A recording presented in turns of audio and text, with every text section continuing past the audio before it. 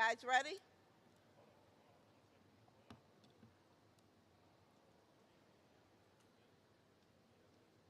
Good morning.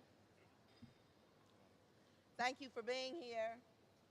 We appreciate you to help us get the word out as it relates to what Detroiters can expect on Election Day. So thank you for being here. I'm joined by Daniel Baxter, our Chief Operating Officer, Reuben Washington, our Deputy Director of Education and Training, and Andre Gilbert, Deputy City Clerk. And again, we welcome you to Huntington Place Hall A. And I look forward to answering your questions, but first allow me to provide to you information and Detroiters as to what you can expect from us on November.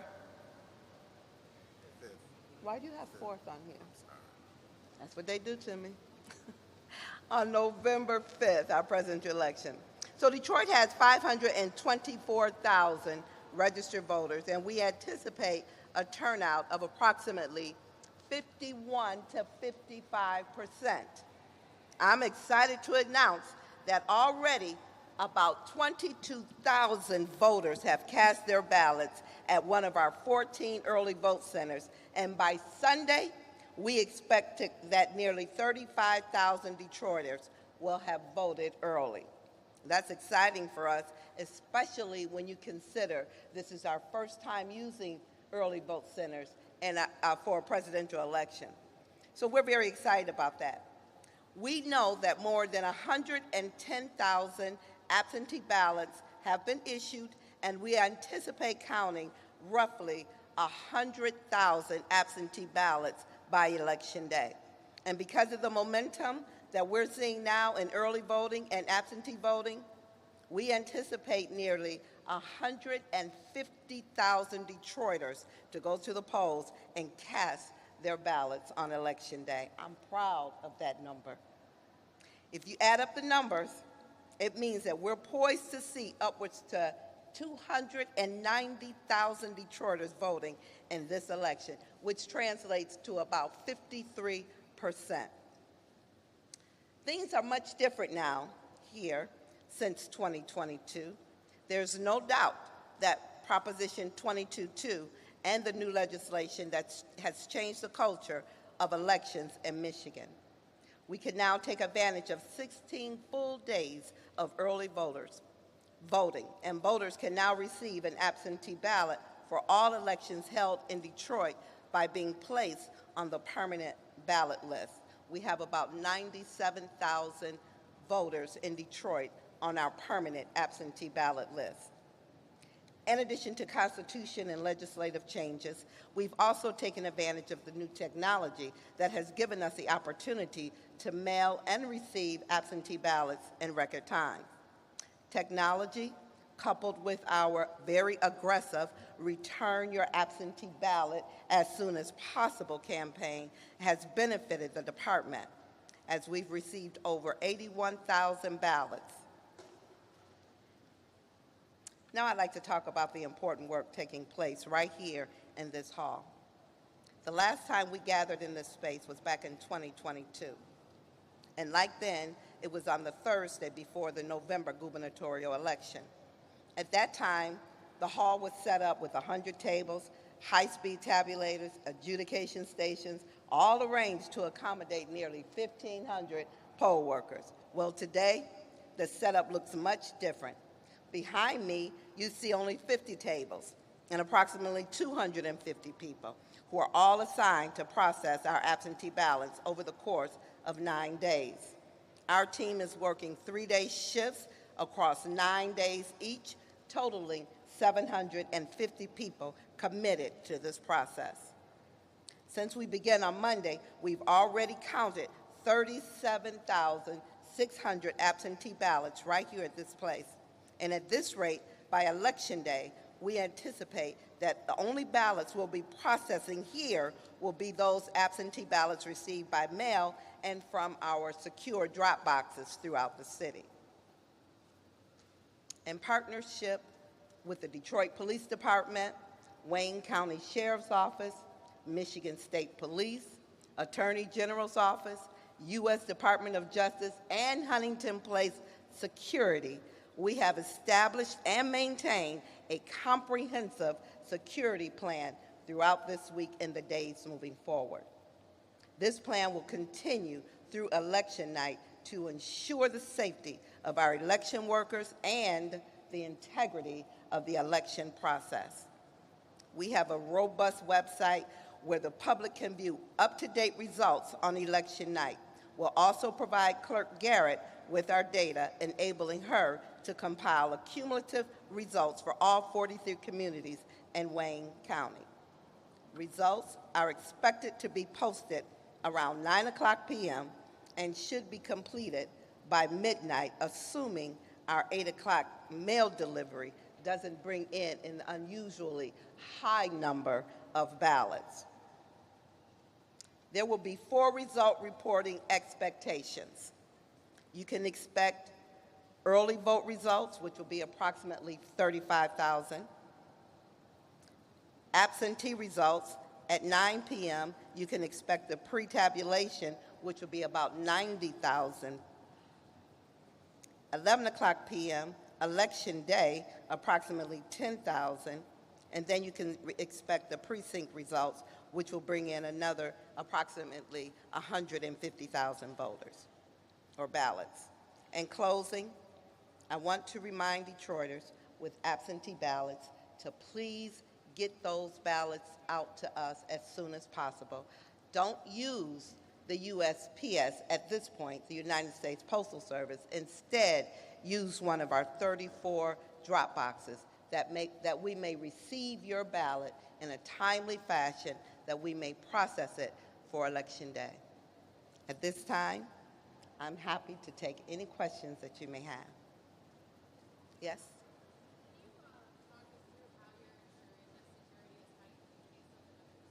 Say it, that security is what? That security is heightened in case there's another disturbance. Can you walk us through the security procedures that you're taking this time around? I'll let Mr. Baxter do that. Mr. Baxter? Security question. So, for this election, we have put together a very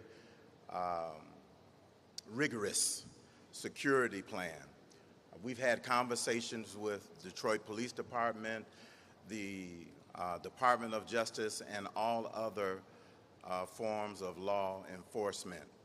And today, as we sit in this room, there are 10 police officers that are strategically located in the event that we have a disturbance or someone violates or deviates from Michigan election law. As you noticed, when you came in, you had to go through the magnetometers, and then you had to swipe in order to get through this process. So every person that comes into this counting board has to go through that process. You have to be credentialed, you have to have your identification, and the only people that are allowed are our poll workers, our challengers, media, and public observers.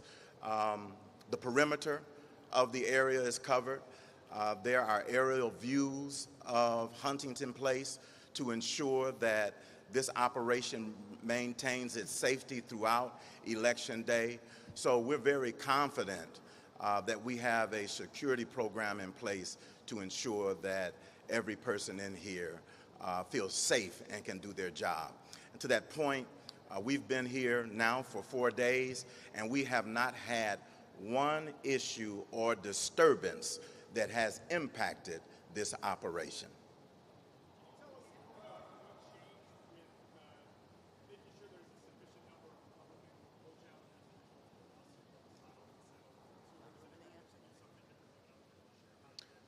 So in terms, I think you're talking about poll workers and parity. So right now, we have a memorandum of understanding with the Republican Party to ensure that there's parity at our polling places. Today, we have one Republican representative at each one of our 50 counting boards. We have one poll worker at each one of our 14 early vote centers, and we are still working to ensure that we have one poll worker at each of our 400 precincts. We haven't reached parity as of yet at our precincts, but once that's done and accomplished, then we will work to go to the next level, which is to add additional poll workers here at the counting board, at the early vote center, and at the precincts. No, nothing changed. We're doing the exact same thing that we typically do for every election. 2020, I remember us being in the basement. Is there a reason why we're not there and not here? Yeah, so what we wanted to do is we wanted to make sure that there was a more safe environment in terms of our plan, our floor plan, in terms of the flow of our population. It was much more conducive to use Hall A versus Hall E. In addition to that, we wanted a more spacious environment. If you remember in 2020, we were packed out in this place. People were all over each other. This is much more spacious, twice as much area than in Hall E, and that's primarily the reason why we wanted to use this area. The question has arisen, well, is it because there are no windows? Absolutely not. The transparency that existed in 2020 is the same transparency that we execute and exercise for this particular election, meaning that challengers, observers, the media, and the like still have access to this process to ensure and maintain the integrity of the operation.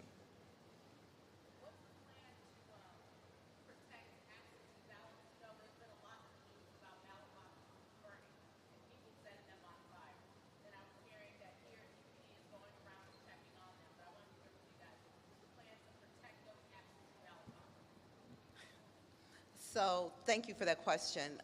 We do have a plan in place.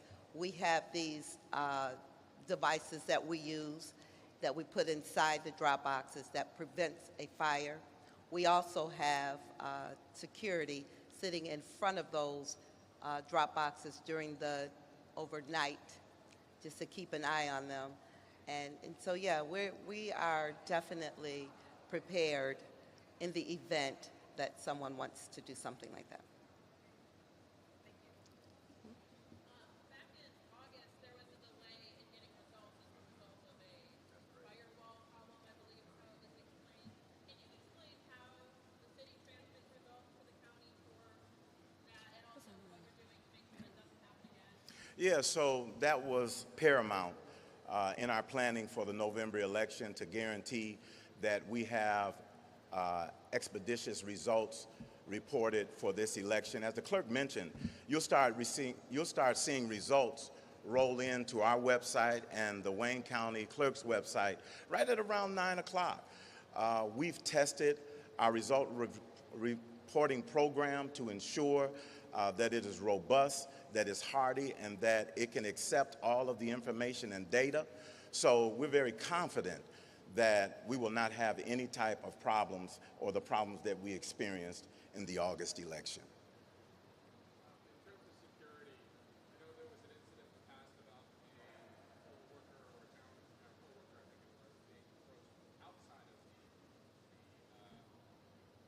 county place. So is there anything being done in terms of security? I understand security here, working with them, Yes, but in terms of like either escorting them to their cars or yes.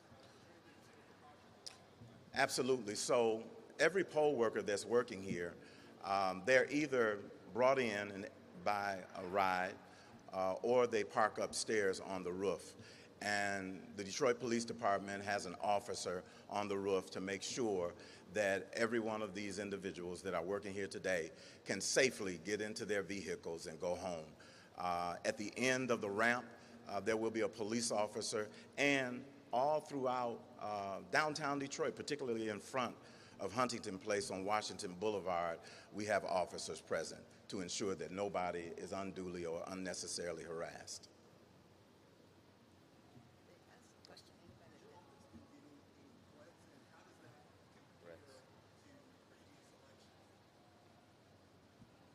No, We have not received any types of threats. However, we have secured our building. We now have bulletproof glass on the front of our building. We have more cameras. We have a panic button. We have a lot of security measures in place. As you can see, a Detroit police officer is with the clerk throughout the day to make sure that she's safe and secure. So we're very confident that all of the security measures that we have in place will get us through this election. With all this security, you guys been doing this for a while. Why is it so necessary? So something may see something over time. So he asked the question, why is the security so necessary? November 2020. Nobody expected that. Nobody in the country, nobody at the Department of Elections expected or anticipated that. We knew that it was going to be a challenge. We had 174,000 absentee ballots we counted. We were in the midst of COVID. The world was upside down. We had a turbulent America going on at the time, but we didn't anticipate the type of shenanigans that occurred during that time. So over those past 4 years, we've been hearing about some of the same measures that may take place.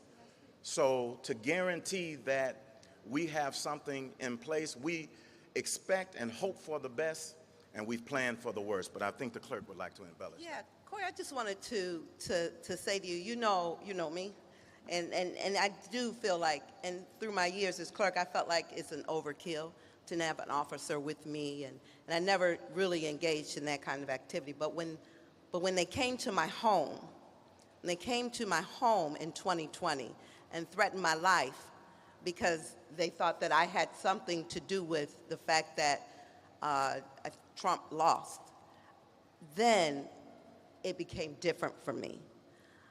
You know, when you come to one's house, that's a huge invasion of privacy, and then you make threats. So unfortunately, I have to have someone with me, unfortunately. I also spoke before Congress about that very same issue, asking them if they would consider making it a felony, thank you, Daniel, for one to threaten an election administrator in the line of duty. And I can say that in 2023, the state of Michigan has now made that a felony.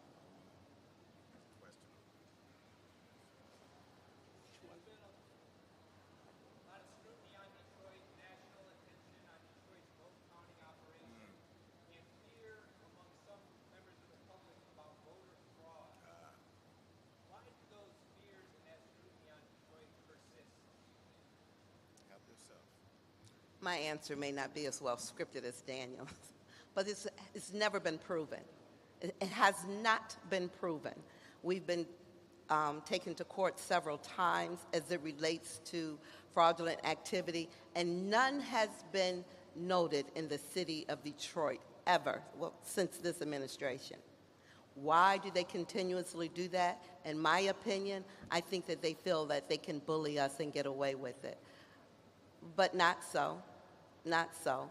We're going to continue to do our job at a high level of professionalism and to the letter of the law. That's what Detroit will continue to do. I'd like to embellish that. Can I just embellish that? It's because we're a black city. I think that when you look at some of the attacks that have been made on communities like Philadelphia, Detroit, Atlanta, those type of communities, that's where black people live. That's where black folk are administrators over the process, and that is why we get attacked so often. But since 2020, we have restructured our operation.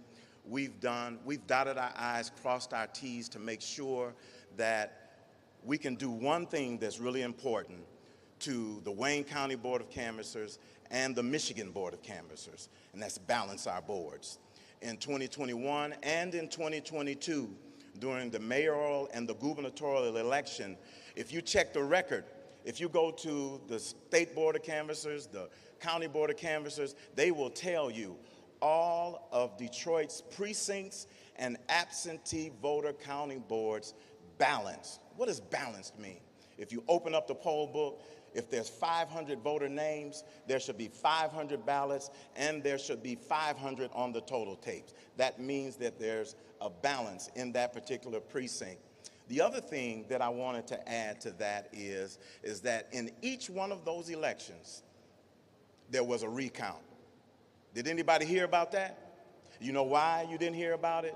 Because all of those transfer cases were able to be opened and recounted. So that speaks to the work that we've done over the past 4 years to prepare for this. After the November election, we went to the drawing board. The clerk, myself, Ruben, Chris Thomas, Andre, we all sat down and said, how do we fix this thing? How do we make it more efficient? How do we make Detroit the shining star of election administration for this entire country? And we did it. We were able to get this thing done. We were able to equip our staff, our poll workers, and everybody. Every day when we come in here, we tell our poll workers what the Board of Canvassers said about the last election, meaning that they balanced. And each one of them clap their hands and cheer because they know that they put their blood, sweat, and tears into this process as well. All we want to do in the city of Detroit, the Department of Elections, is make sure that every voter who has cast an absentee ballot, who has mailed it in and entrusted it into our hands, we want to make sure that we process it and make sure that their voice is heard in this election. That's it. Nothing else. And we want to go home after that and enjoy Thanksgiving and the Thanksgiving Day Parade. Sir, you had your hand up.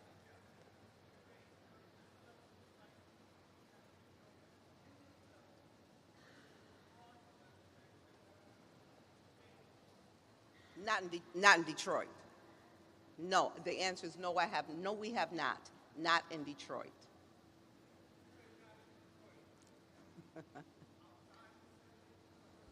You know, I'm going to say this. I am not the Secretary of State. I'm the city clerk.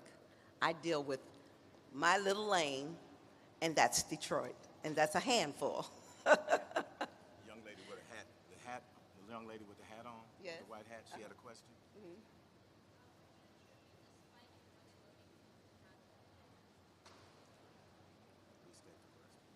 Restate the question, please.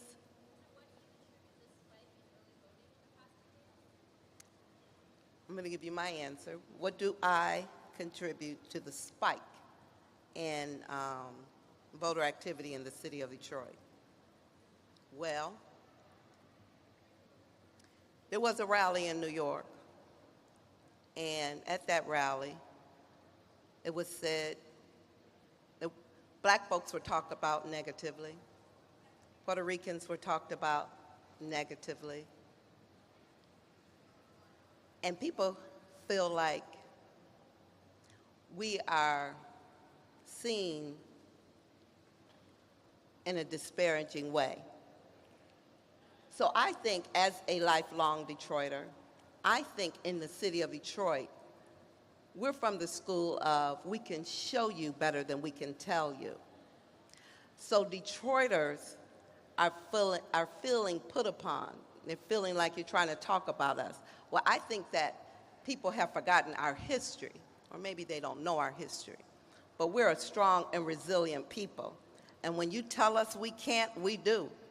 When you tell us we're going to lose, we win. So I attributed that, the spike in voter activity is that people are starting to use their voice in the city of Detroit. And we're starting to appreciate the fact that we can use our voice, and we do have access to the ballot in the ballot box. That's how I see it. Sir?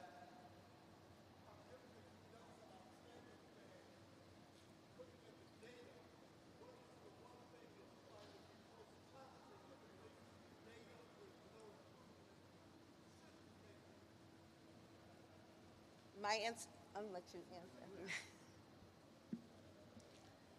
You talked about what I would like to see different as it relates to the data. So for me, I look at voter turnout all the time, every time. And for me, 50% is not good enough. So we do everything we can do to ensure that the process is easy and is seamless for the average voter. We do things in the city of Detroit that no other community do in order to get the vote out. For example, we send out a sample ballot to every registered voter household. We do that so they can familiarize themselves with the ballot, so when they go into the polling place or when they receive their actual ballot, they're familiar with it and they know how to vote it. We do things like we started satellite voting or absentee voting in person in 2012 so that the citizens in the city of Detroit have more than just one day to vote. We've always had multiple days to vote in some form. Now we have early voting. We did that because we wanted to show our state legislators that Detroiters are ready for early voting. So for me, we can always do better when it comes to voting participation in the city of Detroit. Jesus. Sorry.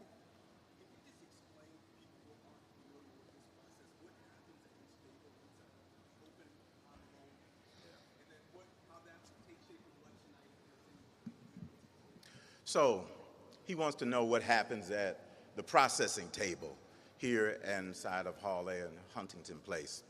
So the first thing that happens in the morning is that a shipment of ballots is delivered here from the Department of Elections. Those ballots have been thoroughly reviewed to authenticate its return. In other words, making sure that the same voter who requested the ballot is the same voter who returned it. We verify their signature, we verify the address, we also record the ballot stub number on the envelope and the date ballot returned. Once it's delivered here, then each table is responsible for counting their group to make sure that they have the designated number. Once they verify their number, then they're free to begin to process those ballots. They open them, they remove the ballot. One inspector will call off the ballot number on the actual ballot to compare it with the number that's recorded on the ballot return envelope. If they agree, then they pass it to the final inspector who removes the stub and then places it inside of the tabulator for processing.